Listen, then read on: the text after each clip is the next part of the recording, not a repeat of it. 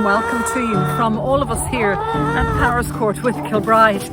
The hens are always heard but very rarely seen, so they're making an appearance, albeit quite briefly this morning, for our service.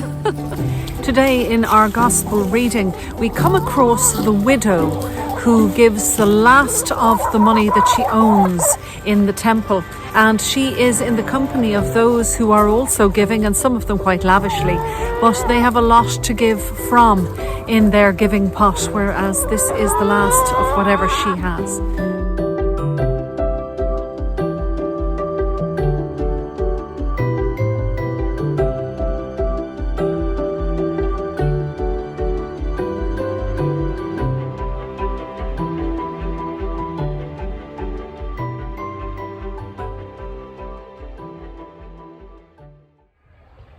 But first, as we come into God's presence this day, wherever we may be, we pause for a moment to acknowledge that presence with us now.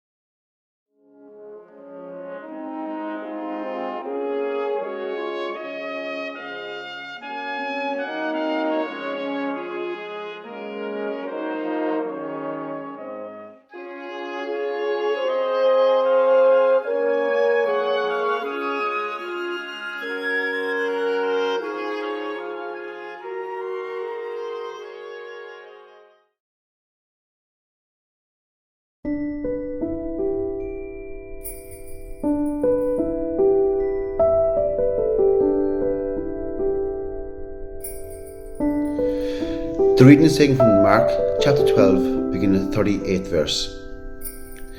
As he taught, he said, "Beware of the scribes who like to walk around in long robes and to be greeted with respect in the marketplaces, and to have the best seats in the synagogues and places of honour at banquets.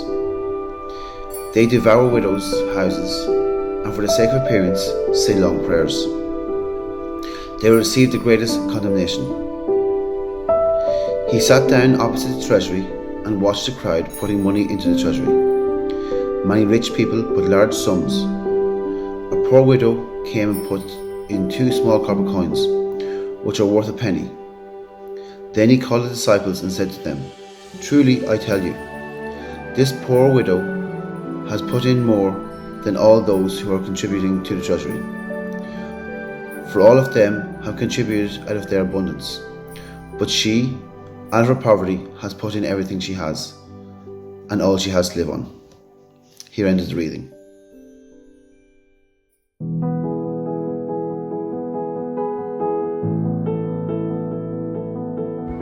The widow brought 2 coins as a contribution to the temple, which would be seen as very little by some people, but as Jesus observed, it was all that she possessed.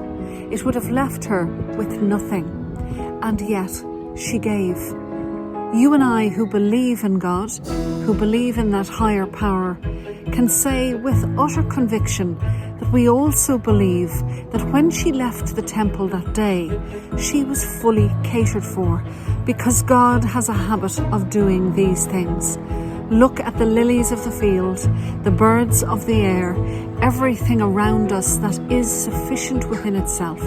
We all know that that lady was catered for, because what she put out into the world in her truth and in her fullness, she would receive back.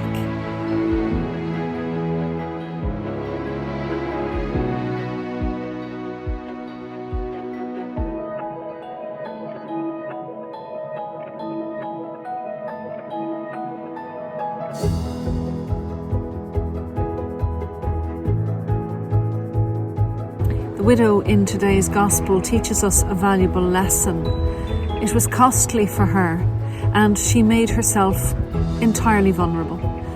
Maybe, metaphorically, we can use this story to open our hearts, to strip back the falsities, the pretenses, and without damaging ourselves in the process, but merely beginning the process of healing within ourselves.